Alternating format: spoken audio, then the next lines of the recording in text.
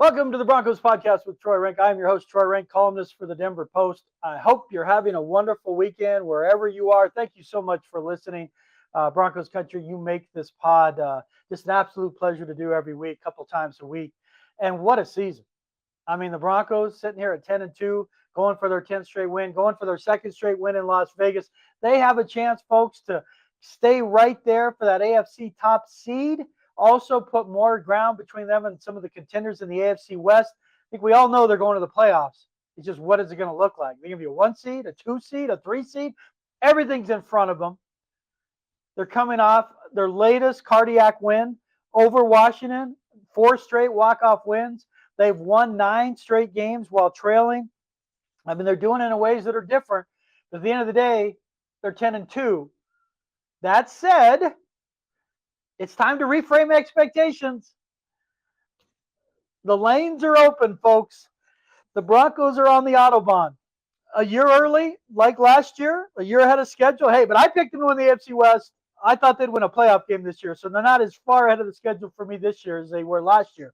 But, man, they have a chance with a possibility of no Patrick Mahomes in the playoffs, no Lamar Jackson, no Joe Burrow. Man, it's right there in front of them. So, saying all that, what do we need to see from this Broncos team this week and going forward? Can they get that run game going? And more specifically, have teams the last 2 weeks showed the blueprint, the hack, if you will, to be more effective against Vance Joseph's defense? I'm going to get to all that after the break. Have you been hurt in a car wreck or injured at work? Again, what are you waiting for? Don't sit there and be in agony and wondering what's next. Call friends, call people you trust. Give my friends at Hoggatt Injury Law a call. Their motto with us is personal. It always is with Darby Hoggatt. I've known Darby for years. We became friends as our boys played youth sports growing up together. We talked a lot of Broncos. He is a huge Broncos fan, a member of Broncos country. I became his good friend. Many of his clients become his good friend. You don't even have to pay Darby up front. Your case goes as planned. Darby will be the one writing checks to you. So again, hurt in a car wreck, injured at work, give Darby's team a call. And that number, you see it on the screen, 1-833-464-4288 or 1-833-HOGGATT. That's 1-833-HOGGAT. Or visit the website at hoggattlaw.com. Welcome back to the Broncos podcast here on a wonderful Friday. It's winter. I can see outside the snow has not melted. I cannot complain. It was the second latest snowfall in the metro area. So, I mean, it was crazy. I think it was 291 days between snowfalls. People don't realize that when they say you live in Colorado. It's not Buffalo, folks. It's not Minneapolis. It's just not like that. Milwaukee, Cleveland, these places that get cold and stay cold. Even when it gets cold, it typically melts. Even this weekend, we're supposed to be in the 50s. I will not be, full transparency, at the Broncos-Raiders game. I'll be watching every snap. I'm covering the high school preps this weekend. State championship football, something I enjoy to do every year now that I'm back at the Post. So I'll be up in Fort Collins covering that. There'll be a lot of talk, a lot of questions about the Broncos up there because these are all football fans wondering, is this the Broncos' year? Could they win another Super Bowl? Listen, at this point, who would you fear in the AFC? This final schedule is going to give clarity on whether the Broncos are for real or not in terms of being a championship team. The season's for real. No matter what it finishes, it's ended up being they should win the AFC West for the first time since 2015. Everything about this season in that way is a success. It's just, folks, we've reframed expectations. As I said earlier in the week, it's okay to raise the bar for this team. When seasons happen, they evolve. This team's gotten better, and everything's breaking around them in a way that you just don't want to take this for granted. How many years in Bo Nix's career over the next 5-7 years will he have a playoff more likely without a Patrick Mahomes, without Joe Burrow, even without a Lamar Jackson? Even if he makes it, he's struggling. Josh Allen and the Bills are very vulnerable, obviously. That's why we keep saying, man, this is a year you could make that deep run. Because who would scare them in the AFC? The Patriots? Now, I've watched the Patriots last couple games. They're impressive. They're old school, variable. They look a lot like the championship teams, play great special teams. They'll hit you in the mouth defensively, and they have a quarterback playing at an MVP level in Drake May. But he takes sacks. Like, he's way better as a passer this year than Bo Nix. But I think he's got, 39 sacks compared to Bo's 13. And I only bring that up because if we say, who would they fear? Where the Broncos do well, they get after the passer. But that's where we start today. We all know the strength of this team is the defense. They've been on a pace to have a chance. They're a little off it now to break the all-time NFL sack record, 72. They're not going to get there probably. And why are they not going to get there? It's not really declining performance when you look at it. It's teams have basically said, uncle, enough. We're not going to put our passers in harm's way to let Jonathan Cooper, Nick Bonito, Zach Allen just absolutely raise havoc. When I talked to Von Miller at length last Friday in Washington a week ago today, he was saying the guy that makes it all go is Allen. He said to me, he's got the moves of Malik Jackson and the strength of Derek Wolfe, and it allows him to take on double teams to set up everyone around him. And you understand, Malik Jackson was playing at a Pro Bowl level when he left to Jacksonville after the Super Bowl, and Derek Wolfe's an all-time Broncos great defensive lineman, and he's saying he's a combination of those two. But how are teams countering them now? The ball's coming out faster, and they're looking to get the quarterback on the move, creating problems, making the Broncos stay longer in coverage. And what we're seeing is the ball comes out faster, whether it was Patrick Mahomes, Marcus Mariota. They're not sitting around hanging in the pocket. It's 1-2, ball out, 1-2, get out of there.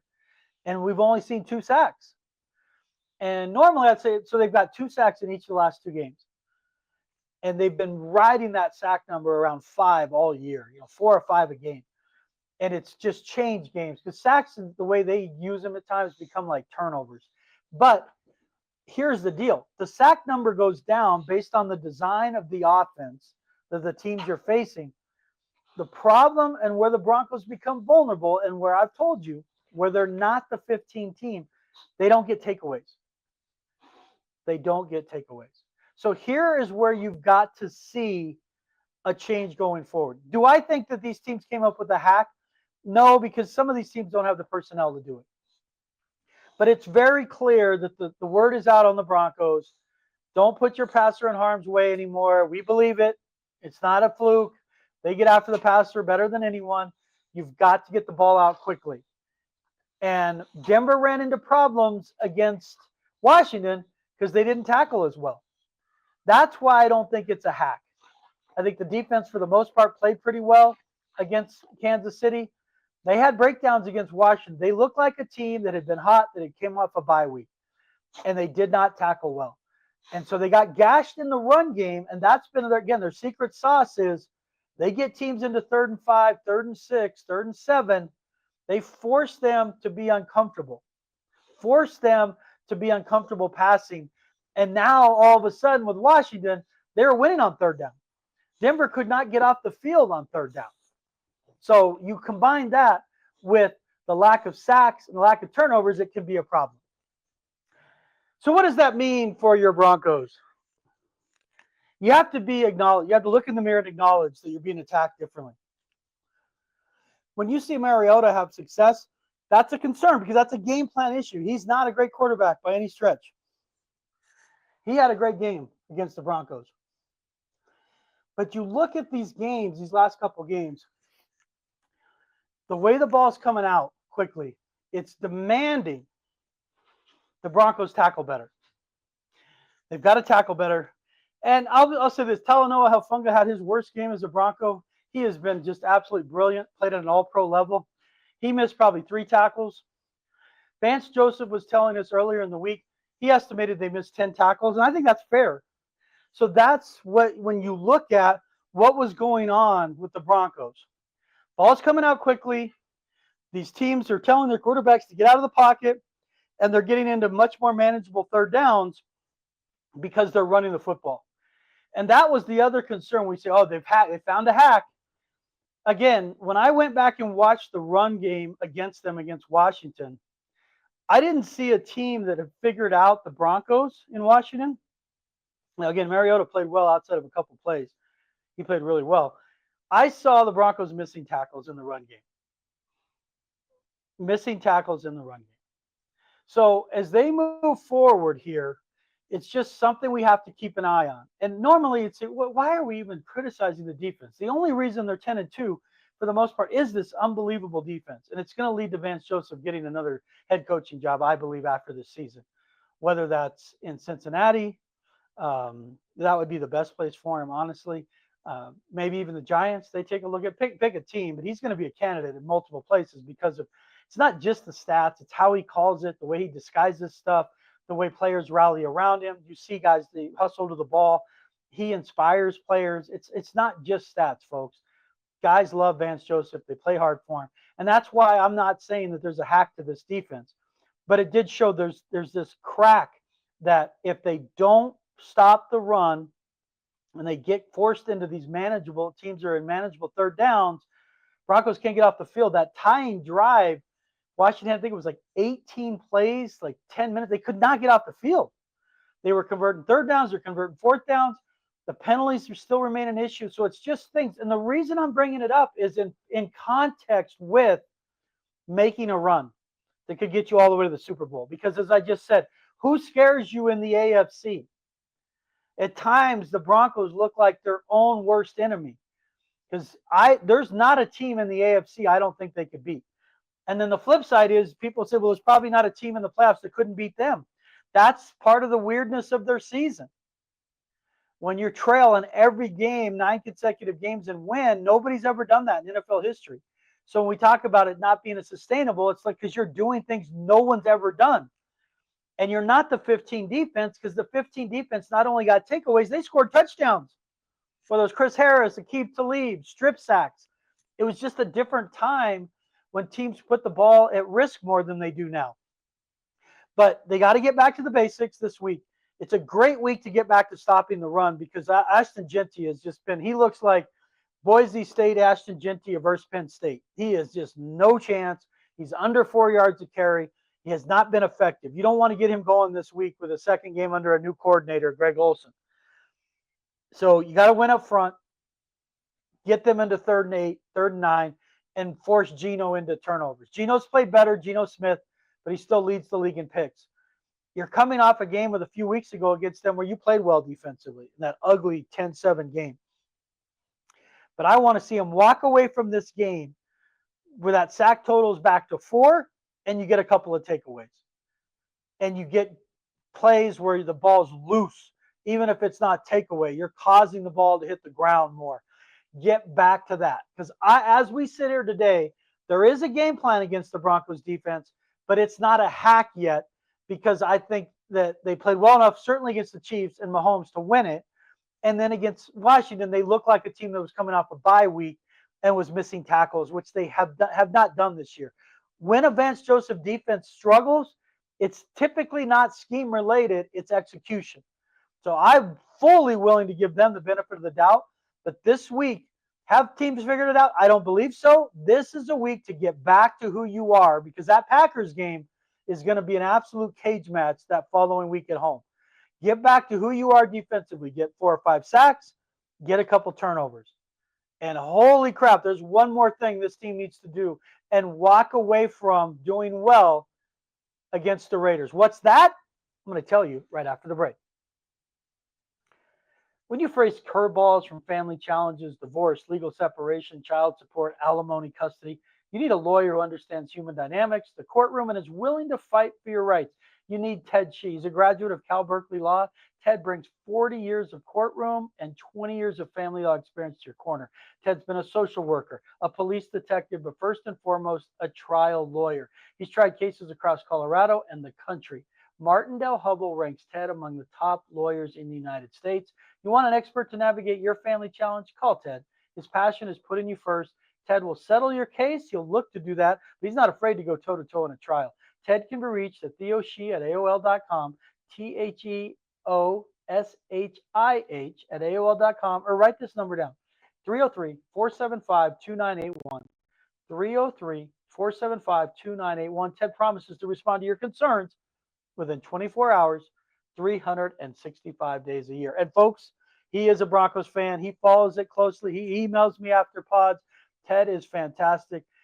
He knows he is a part of Broncos country, and he watches with a discerning eye. So again, you need help with a family issue like that, family law, give Ted a call. One of the things he and I talked about on email, and I've talked with a lot of you in Broncos country over the last week. Some of you are pissed off at me saying, Troy, why are we writing columns saying that they can't keep winning this way? Well, I'm going to say it's because they're doing it that no one's ever done it in a way that no one ever has done it. You're asking Bo Nix to be John Elway every week, win in the fourth. Like everything he's done with these fourth quarter comebacks is magical. We don't want to see it get to the playoffs where it has to depend on a fourth quarter drive every week. Like at some point, there needs to be a little margin for error, a little more balance, a little more complementary football. So if I say there's no team they should fear, but when you watch the Patriots, and they played an easier schedule, understandable. And we're gonna find out a lot about the Patriots when they face the Ravens and Bills coming up after their bye week. But they've got more balance right now. They're killing it on special teams. They'll hit you in the mouth defensively, and Drake May's playing out of his mind offensively. Broncos have trouble showing that complementary football throughout a game. They show it in segments, but can they do it for 60 minutes? And this is a week to do it. And it really goes back to, for me, offensively, Bo's been on a rhythm these last 2 weeks, but he's averaging right around 45, 47 dropbacks. And I just can't tell you enough people historically, you don't win in the playoffs with your quarterback dropping back close to 50 times, unless his name's Tom Brady. Drew Brees didn't have a winning record doing it. Peyton Manning didn't. I don't care how much the game's changed. It's just typically if you have to go on the road and throw 45, 50 times, you don't win. You've got to be able to run not only when you want to, but when you have to. So RJ Harvey, will the real RJ Harvey stand up? It is right there for you, RJ, right there in front of you. Your opportunity. This is the week that I want to see Harvey get 18 carries, maybe even 20. Find out if he can get going. I relate it to like a lot of things in life, baseball, where he needs that 2-for-3 game with a home run, that 3-for-4 game, because as Sean Payton likes to say, you gain confidence through demonstrated ability. I like to say it this way. It's hard to have confidence without results. At some point, you need to see the ball go in the basket. You need to see the putt go in the hole. You need to see that line drive drop in the grass. It just triggers stuff in the mind. It's a joy factor. It's an exhale, whatever that is. And I think we need to see that for Harvey, that he needs to see that. He had 13 carries for 35 yards. It did not work against Washington. Go back and watch the film. There's yards he's leaving on the field. It's not like he should have had 130 yards, but you can tell he's taking to coaching in his terms of his patience. But now it's understanding once the hole develops to be able to, boom, cut back against it. Put your foot in the ground and get upfield. Because he looks different than we saw early in the season. He's watching and he's letting it develop, where the tendency when you're coming out of college is just hit the hole as fast as you can, or you don't like it, bounce outside. And again, you just can't do that in the NFL. And he's showing more patience. He's clear he's been coached, but now he's got to be able. It's like you got your swing right. Now we need to see some hits fall. Need to see you drain a few putts. Need to see you stripe it, keep it in the green. In the fairway. And so with Harvey, I want to see, not only do we talk about with this Broncos team, leaving with the 4 or 5 sacks and a couple takeaways, but to feel great going into that Packers game. And the final month, folks, no matter what you think I think of the Broncos or what you think of it, the final month's going to provide clarity of how good this team is. Have a sip of iced tea. When you face the Packers, Jaguars, Chiefs, and Chargers, Packers are very similar to the Broncos in that when they lose, they suck offensively, around 10 points. And when they win and they're hot again, they get after the quarterback. Jordan Love's accurate. And they got threats all over the field. And, when Josh Jacobs is healthy, you can see why they're a really good team. We're going to find out about the Broncos.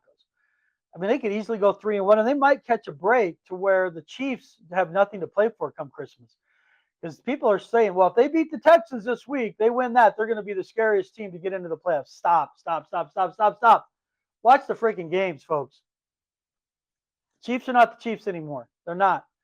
I'm not saying they can't reach the playoffs, but even then I wouldn't fear them. They're just not the same. Chris Jones isn't. They cannot get off the field on third down. They are terrible on third down this year. That's the mark of a bad team. That's why when I watched that Washington game, it just sends alarms with Denver when you can't get off the field. It is really helpless feeling. And the Chiefs this year, unlike every year the previous 5 or 6, they dominated third down for better part of 5, 6 years. Now they can't get off the field. So when you find out, you're going to find out who the Broncos are in these final 4 games. And that Chiefs game may not matter to the Chiefs. We'll see. They got to win against Houston to give themselves a chance. So they lose another game, they're out. They're not making the playoffs. I don't even know if that's right mathematically, but they're not making the playoffs. But that's why we keep talking about the reframed expectations. If you're Bo Nix, you have a chance to have a playoff field that doesn't have Patrick Mahomes, doesn't have Joe Burrow, has a struggling Lamar Jackson, a struggling Bills team with Josh Allen, where you're the biggest threat on paper of the Patriots with a second-year quarterback like yourself. So, I mean, again, that's why you got to talk. But to be that team, they got to have some balance. You can't ask Bo to throw 50 times. And I know Sean Payton, he talks about the wide receiver screen as if it's an extension of the run game. Come on now. The wide receiver screen has not been effective consistently. But I want to see Harvey get that 15, 18 carries. I don't need to see guys getting the varsity letters this week with Jaleel McLaughlin and Tyler Bidet. I don't. I just want to see if Harvey can walk away from this game with confidence, get him through these next few games to where maybe you get back Dobbins at the end of the season. I mean, Peyton has talked about that as a possibility. Again, we'll see. But that is something where if you're able to get Harvey developing and getting confidence, and then Dobbins comes back, now you really got something. But they got to figure that part out.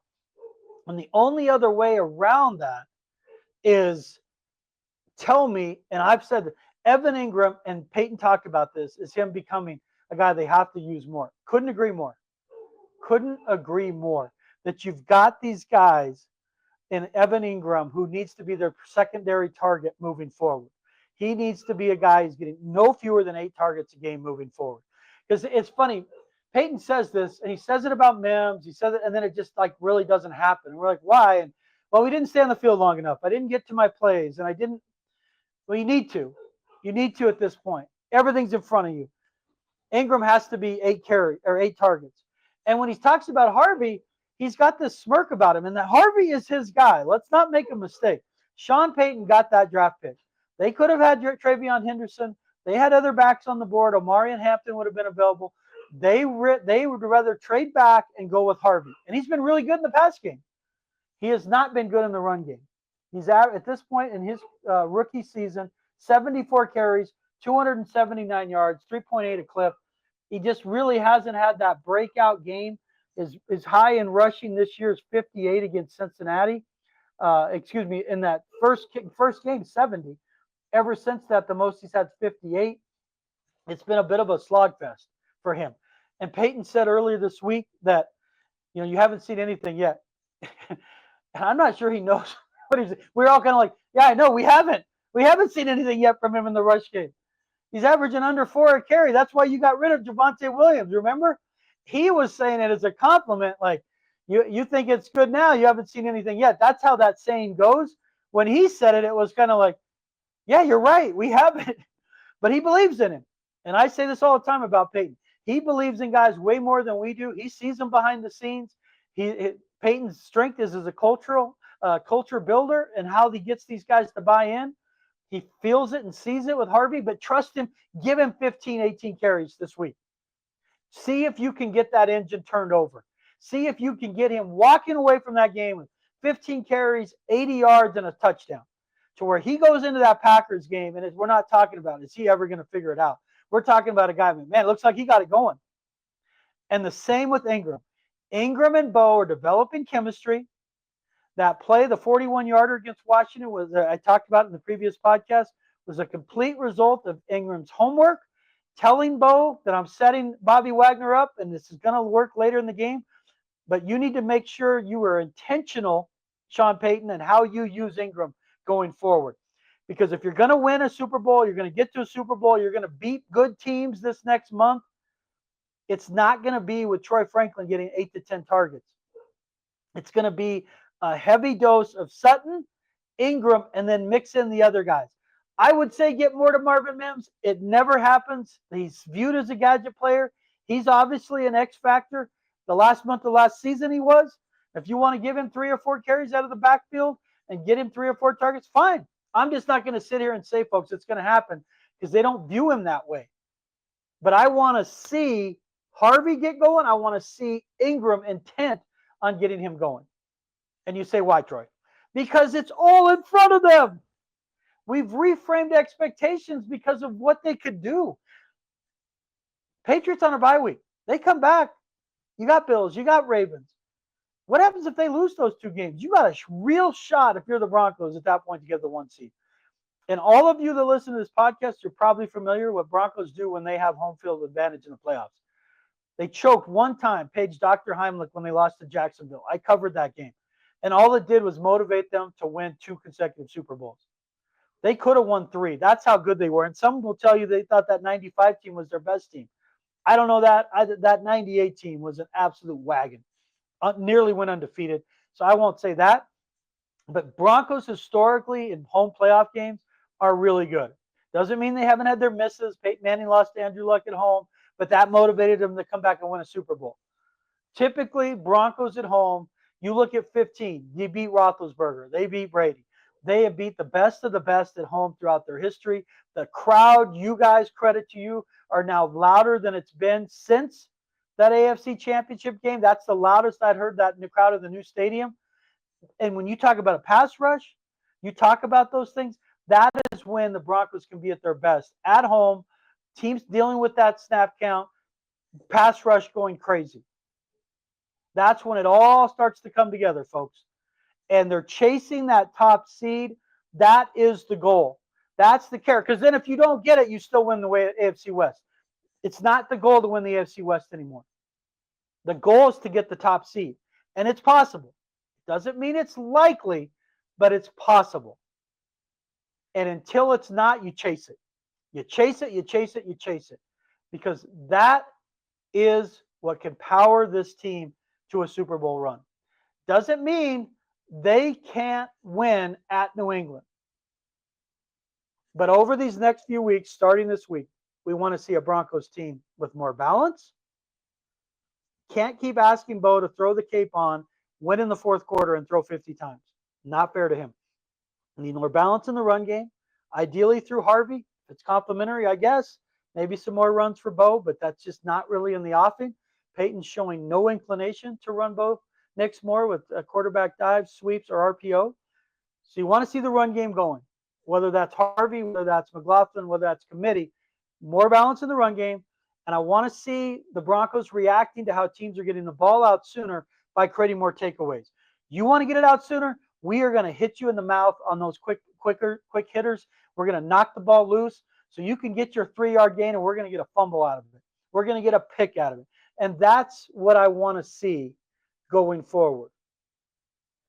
Get back to sacks this week specifically, but where you're getting 3 to 4 sacks, start taking the ball away with a little more regularity and run the football.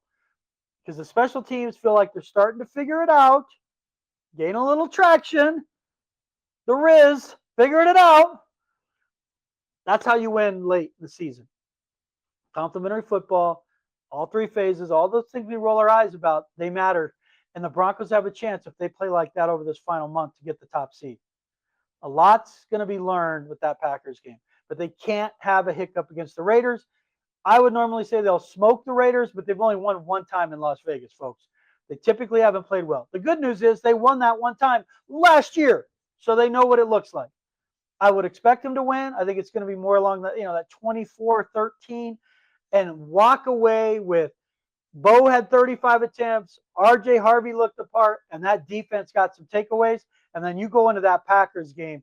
That will be one of the most talked about games of the season, certainly on the Broncos schedule, and talked about in terms of, is this team capable of winning a Super Bowl? That's what I want to see set up for next week. Broncos country, you are the absolute best.